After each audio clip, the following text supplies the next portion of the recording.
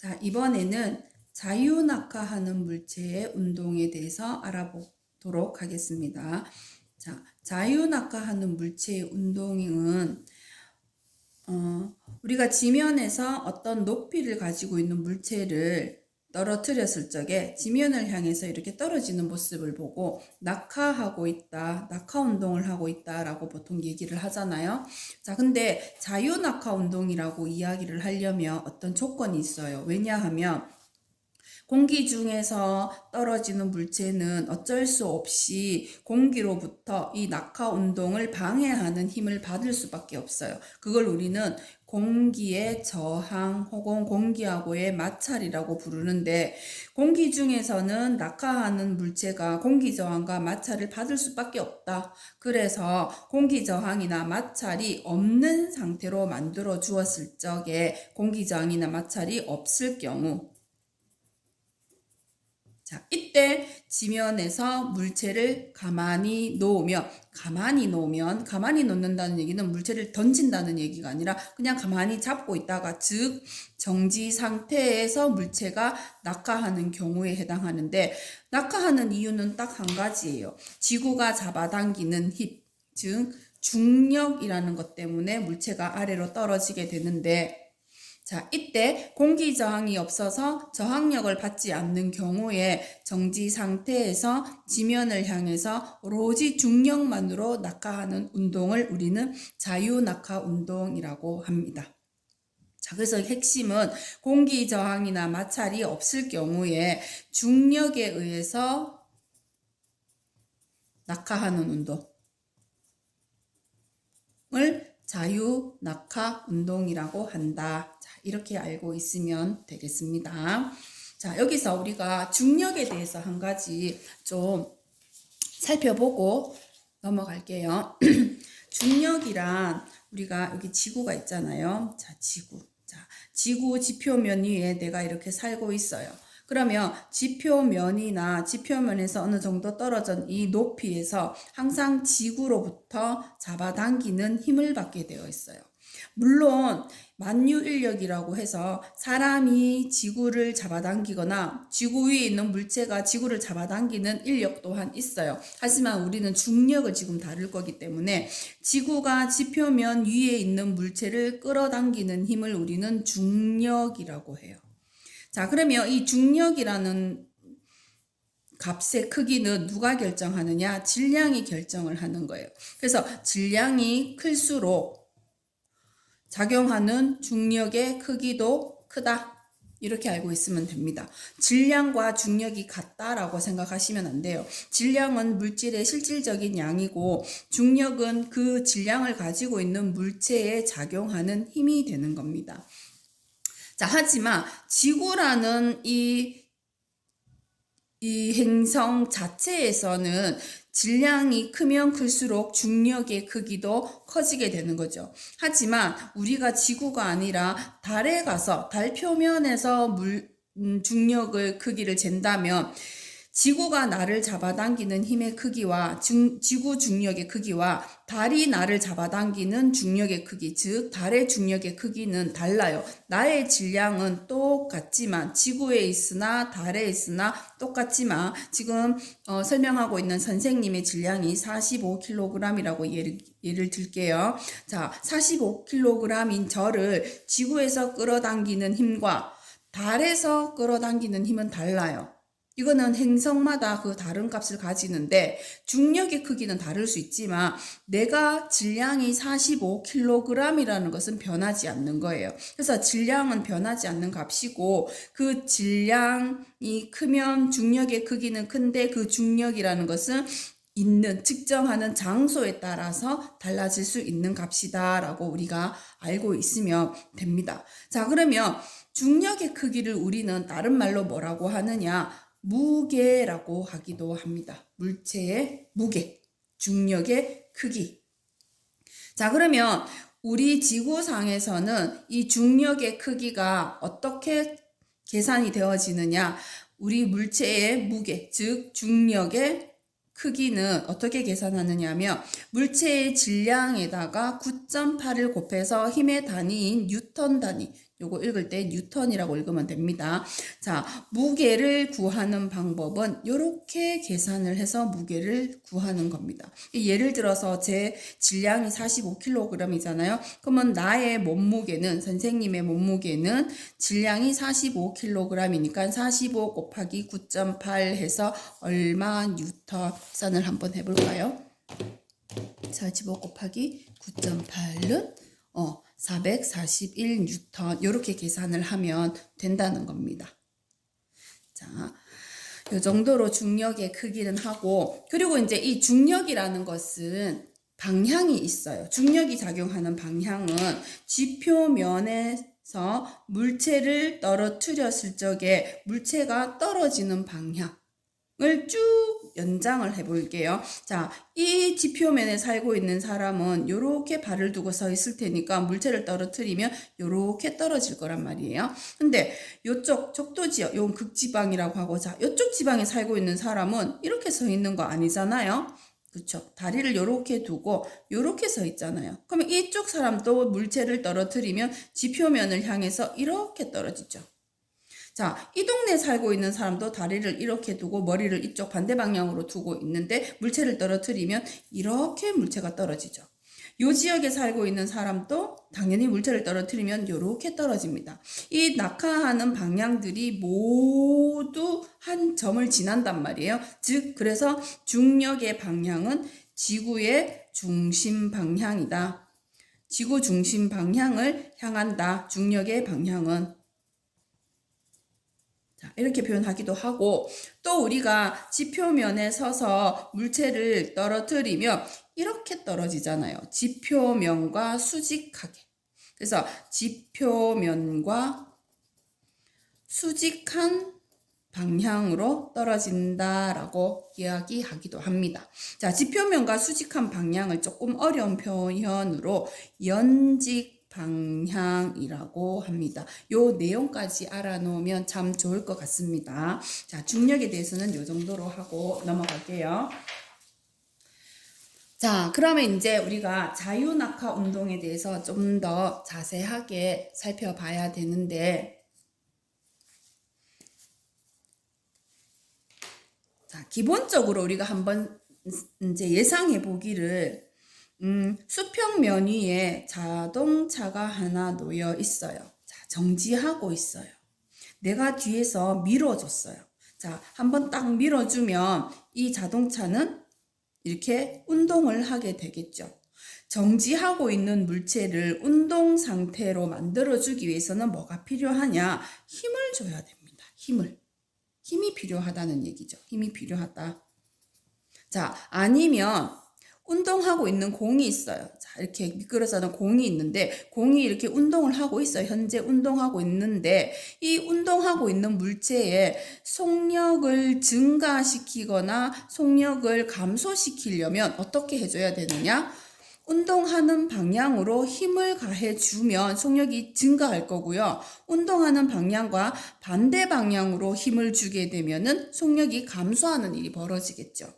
그죠? 자, 그래서 물체가 지표면 위에서 가만히 정지한 상태에서 아래로 떨어진다는 것은 바로 중력이라는 힘을 받아서 그러한 건데요. 중력이라는 힘을 받아서 아래로 떨어지는 건데, 이 중력이라는 힘의 크기가 지표면 상에서 항상 일정하게 작용을 한답니다. 그러면 이 힘의 크기가 늘 일정하다면 이 물체는 떨어지는 동안에 힘을 계속해서 받는단 말이에요. 그러면 힘을 계속해서 받으면 속력이 어떻게 된다?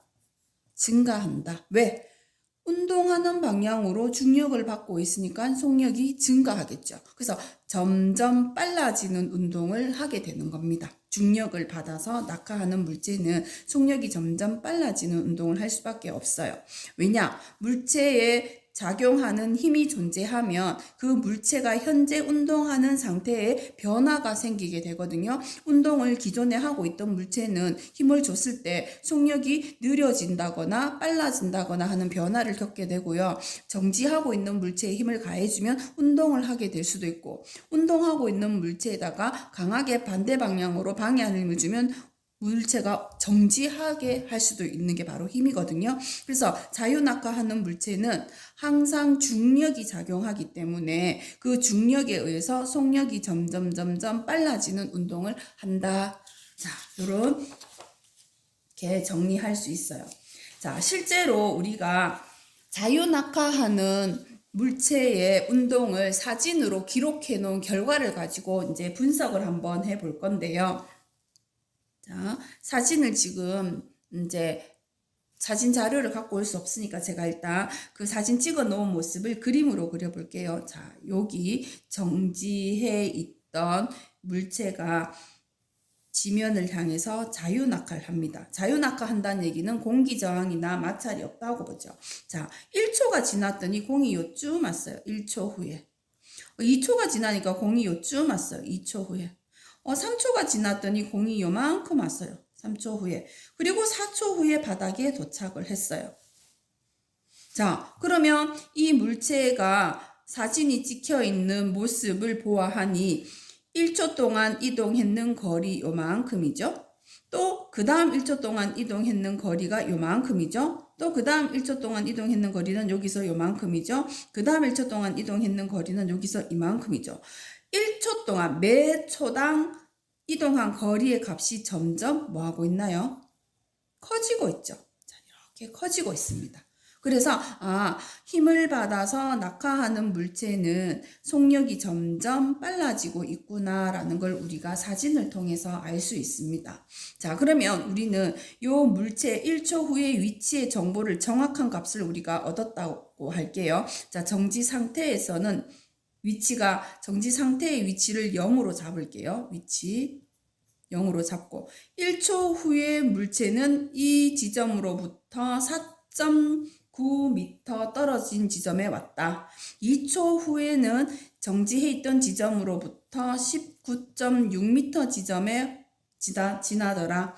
3초 후에는 이 지점으로부터 44.1m 지점을 지나더라. 그리고 4초 후에는 78.4m 떨어져 있는 지면에 도착하더라. 자, 이러한 정보가 만약에 주어졌다고 한다면 우리는 이 물체의 운동을 한번 표로 정리를 한번 해볼게요. 자, 시간에 따라서 물체의 이동 거리를 한번 찾아볼게요. 처음 출발했을 때 0초에서 1초, 0에서 1초 사이에 물체의 이동 거리는 어떻게 되느냐? 여기서 요만큼. 얼마인가요? 4.9m죠. 미터. 자, 그리고 또 여기서 요까지는 1초에서 2초 사이죠. 1초에서 2초 사이에 이동한 거리는 여기서 요까지니까 요만큼이 이동한 거리예요. 그럼 어떻게 계산하면 되나요? 그쵸? 19.6에서 4.9를 빼면 되죠. 19.6에서 4.9를 빼면 14.7m가 나옵니다. 여기서 여기까지의 거리는. 자, 그 다음에 2초에서 3초 때까지 이동한 거리. 2초에서 3초 때까지 이동한 거리는 여기서 여기까지 왔잖아요. 요 거리만큼. 자, 그러면 요 거리를 어떻게 구하느냐? 44.1에서 19.6을 빼면 되겠죠. 자, 이걸 빼면 24.5m가 나옵니다. 자, 그리고 3초에서 4초 동안, 3에서 4초 동안 이동한 거리는 요 간격을 찾으면 되죠. 자, 요 간격은 78.4에서 44.1을 빼주면 되는 겁니다. 얼마냐? 34.3m. 이렇게 나왔어요. 자, 그래서 매 초당 이 구간 사이에 걸린 시간은 다 1초, 1초 동안 이동한 거리가 요만큼씩이에요. 자, 그러면 1초 동안에 이동한 거리를 우리가 계산을 했으면 이 구간에서의 각 구간에서의 뭐를 구할 수 있느냐? 속력 계산할 수 있어요. 근데 얘는 보시다시피 아래로 떨어지면서 속력이 계속 증가하는 운동을 하고 있으니까 0에서 1초 사이 여기서 여기까지 오는 동안의 속력이다 하면 곧 무슨 속력? 그렇죠. 평균 속력을 이야기해 주는 거죠. 자, 그래서 평균 속력을 계산해 보면 1초 동안 4.9m를 갔으니까 1분에 4.9m 1초 동안 속력 구하는 식에다 집어넣은 거예요. 그럼 이건 계산 하나마나 4.9m/s가 나옵니다. 자, 그 다음 1초에서 1초 동안 이동한 거리가 요만큼이니까 요 구간에서의 평균 속력 역시 1분의 14.7이 되니까 14.7m/s.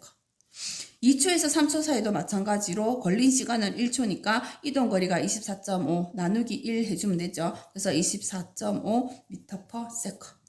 자, 그 다음에 3초에서 4초 사이에도 이동한 거리가 요만큼이니까 1초 동안에 요만큼 이동했으니까 평균 속력은 34.3m/s.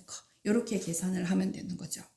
자, 그러면 여기서 우리가 어떤 값을 또 한번 찾아낼 수 있느냐. 요 구간과 이 구간의 속력이 서로 다르잖아요. 그래서 이 속력이 얼마만큼 차이가 나는지, 자, 이 각 구간별로 속력 차이를 한번 계산을 해 볼게요. 매 초당. 자, 요 첫 번째 구간에서 두 번째 구간으로 오는 동안에 속력이 이렇게 변했어요. 자, 이 속력 변화는 얼만큼? 14.7에서 4.9를 뺀 만큼, 즉 9.8m/s씩 매 초당 변화가 있더라. 속력의 차이값이. 자, 그 다음 요 구간과 요 구간 사이에서 속력의 변화 값이 얼마냐? 24.5에서 14.7을 빼면 되죠. 9.8m/s더라. 그리고 요 구간에서 요 구간까지 속력 변화가 발생했는데 이때도 마찬가지로 34.3에서 24.5를 빼면 9.8m/s라고 나와요. 각 구간마다 구간 사이의 속력 차이를 계산해 보면 매번 9.8m/s로 나온다는 것을 알 수 있습니다. 자, 이걸로 우리는 무엇을 알 수 있느냐? 자유낙하하는 물체는 시간이 지날 때 속력이 계속해서 뭐 한다? 증가한다. 자, 그런데 그 증가하는 폭이 모두 같더라. 그러면 이게 무슨 의미를 가지느냐? 우리가 밑에 그래프를 한번 그려볼게요. 자, 시간에 따른 이 물체의 속력이 변하니까 속력 변화의 그래프를 한번 그려봅시다. 자, 처음 출발해서 1초 동안의 평균 속력은 여기 중간 값을 그릴게요. 0에서 1초 사이니까 중간, 평균 값이니까 자, 이 평균 값이 얼마냐? 4.9였죠. 평균 속력이. 자, 그 다음에 1에서 2초 사이, 1초에서 2초 사이의 평균 값은 얼마였느냐? 여기. 1초에서 2초 사이의 평균 시간대, 중간 시간대를 잡아서 자, 요 값이 얼마냐? 14.7. 속력이 14.7이잖아요. 14.7. 자, 그 다음에 2초에서 3초 사이의 평균 속력은 자, 2초에서 3초 사이의 중간 시간대를 쭉 따라서 얼마냐? 24.5예요. 24.5면 한 요 정도 값이라고 잡을게요. 24.5. 자, 그 다음에 3초에서 4초 사이의 평균 속력. 자, 평균 속력이니까 중간 시간대로 시간을 잡아서 속력이 34.3이에요. 그래서 34.3, 여기 34.3. 이렇게 시간에 따른 속력의 관계 그래프를 그려보니까 그래프에 점을 꼭꼭 찍어서 이 점들을 연결하니까 어떤 그래프가 나왔어요? 원점을 지나는 직선 형태의 그래프가 나왔다. 자, 이것이 의미하는 것이 뭐냐? 직선 형태의 그래프가 나왔다는 얘기는 이 직선은 기울기가 일정하다. 즉 1초 지나는 동안에 속력 변화하는 양이 항상 요 1초 동안에 속력 변화하는 양 요만큼 1초 동안에 속력 변화하는 양 요 양이 항상 어떻다? 여기 1초 여기 할게요. 요만큼 요 속력 변화하는 여기서 여기까지 1초 변하는 동안에 속력 변하는 양 요만큼. 자, 이 양이 항상 일정하더라. 이 말입니다. 이거는 곧 시간이 지날 때 속력이 일정하게 증가한다. 그래서 속력이 일정하게 증가한다 라고 우리가 결론을 내릴 수 있습니다. 그래서 자유낙하하는 물체는 일정하게 속력이 증가하는 운동을 한다.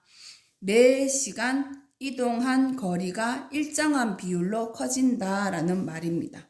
자, 매 시간 1초당 이동 거리는 속력의 정의죠. 그래서 1초 동안 이동한 거리가 바로 여기 구해놓은 평균 속력값이잖아요. 그래서 1초 동안 이동한 거리, 즉 평균 속력이 매번 증가하는데 어떻게 증가한다? 일정한 기울기로 증가합니다. 즉 시간과 속력은 비례한다라고 정리할 수 있죠. 아니면 시간에 따라서 이동 거리가 일정하게 증가한다라고 얘기할 수도 있습니다. 자, 이게 바로 자유낙하 운동인데, 자, 이때 일정하게 증가하는 그 양이 얼마였냐? 9.8m/s였죠. 어디에서? 지구에서. 지구에서 이 자유낙하 운동을 기록을 해서 분석을 해봤더니 일정하게 속력이 증가하는데 얼마씩 증가하느냐? 매 초당 9.8m/s씩 속력이 증가하더라라는 결론을 얻을 수 있었죠. 자, 그래서 우리가 앞에서 중력에 대해서 잠깐 다뤄봤었는데요. 중력이란, 다시 한 번 더 정리를 하면, 중력이란 지구가 지구 위에 있는 물체를 잡아당기는 힘의 크기인데, 그 중력, 지구가 지구 위에 있는 물체를 잡아당기는 힘의 크기를 중력이라고 하는데, 이 중력의 크기를 계산하는 방법은 질량이 크면 중력도 커지니까 중력과 질량은 비례하는 값이거든요. 그런데 지구에서의 중력의 크기는 어떻게 계산한다? 질량 곱하기 9.8로 계산을 한다고 아까 했었잖아요. 이때 이 9.8이 어디서 나왔느냐? 바로 자유낙하하는 물체의 속력이 변화하는 값이 지구에서는 9.8이기 때문에 9.8을 쓰는 거예요. 이 9.8이라는 값은 지구에서 측정한 값이고, 달에서 자유낙하 운동을 시켰을 경우에는 1초 1초마다 속력 증가하는 값이 9.8이 안 나올 겁니다. 그러면 그 달에서의 중력의 크기를 계산하기 위해서는 질량 곱하기 달에서의 속력 변화량의 숫자를 곱해서 달에서의 무게를 계산하면 되는 겁니다. 그래서 질량은 장소에 따라서 변하지 않더라도 중력의 크기는, 즉 물체의 무게값은 장소에 따라서 변할 수도 있다라는 거. 그리고 이 중력은 항상 지표면에 대해서 수직한 방향, 연직 방향으로 작용한다라는 거. 자, 이렇게 자유낙하 운동을 정리하면 되겠습니다. 마지막으로 핵심만 한번 정리를 해볼게요. 자유낙하하는 물체는 공기 저항이 없죠. 마찰이 없습니다. 자, 이 상태에서 오로지 중력만 작용해서 운동하는데, 힘이 작용하게 되면 운동하는 방향으로 힘이 작용하게 되면 속력이 빨라지는 운동을 한다. 자, 근데 그 빨라지는 값을 우리가 측정을 해봤더니 시간에 대해서 속력이 일정하게 빨라지는 결과를 우리가 얻을 수 있었다. 그래서 시간과 속력은 비례한다. 혹은 다른 말로 일정한 시간, 1초 동안에 이동한 거리의 값이 계속 일정하게 일정하게 증가한다. 자, 이 증가하는 값이 요만큼 증가했죠? 얘는 요만큼 증가했죠? 얘는 요만큼 증가했죠? 요 증가했는 요 값이 매번 어떻더라? 같더라라는 것입니다. 그게 얼마더라? 지구에서는 9.8m/s이더라. 자, 이게 자유낙하 운동의 핵심입니다. 자, 여기까지 할게요. 그리고 또 한 가지. 그러면 우리가 공기 중에서 실험 한 가지를 하면요. 자, 무거운 볼링공과 가벼운 탁구공이 있어요. 자, 이 둘을 낙하를 시키면 누가 먼저 떨어질까요? 당연히 공기 저항을 적게 받는 물체가 천천히 떨어집니다. 왜? 잡아당기는 중력에 의해서 낙하를 하는데, 공기 저항이라는 것은 이 낙하하는 운동을 방해하는 힘이잖아요. 그러니까 공기 저항을 적게 받는 놈이 빨리 떨어지고, 공기 저항을 많이 받는 놈이 천천히 낙하를 하게 되는 거죠. 그래서 우리가 책에 보면 이런 예들이 많이 나와 있어요. 자, 쇠공을 하나 떨어뜨리고 깃털을 하나 이렇게 같은 높이에서 동시에 떨어뜨리면 얘가 빨리 떨어지고 이 깃털은 천천히 떨어져요. 왜냐? 깃털이 낙하하는 동안에 공기저항을 훨씬 더 많이 받았기 때문에 얘는 천천히 떨어지는 거예요. 자, 그렇다면 이 실험을 진공 상태에서 한다면 진공 상태에서 실험을 한다면, 자, 이렇게 진공 상태, 자, 요 내부, 이 쌍자는 진공 상태예요. 진공 상태에서 이 실험을 하면 쇠공을 낙하시키던, 깃털을 낙하시키던 떨어지는데 작용하는 저항력이 없잖아요. 오로지 중력만 작용하잖아요. 그러면 이 물체도 떨어지면서 지구에서는 매 초당 9.8m/s씩 속력이 증가하면서 떨어질 거고, 얘도 매 초당 9.8m/s씩 속력이 증가하면서 떨어질 거니까 둘이 동시에 떨어지게 되는 겁니다.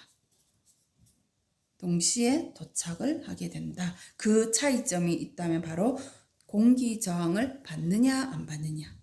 공기가 존재하는 상황에서는 공기저항을 받으니까 공기저항을 적게 받는 놈이 빨리 떨어지지만, 공기저항이 존재하지 않는 이런 진공상태, 아무것도 없는 상태, 진공상태에서는 둘 다 공기저항이 작용하지 않기 때문에 지구에서는 둘 다 똑같이 매 초당 9.8m/s씩 증가하면서 떨어지니까 동시에 도착한다 라고 우리가 정리를 해볼 수 있습니다.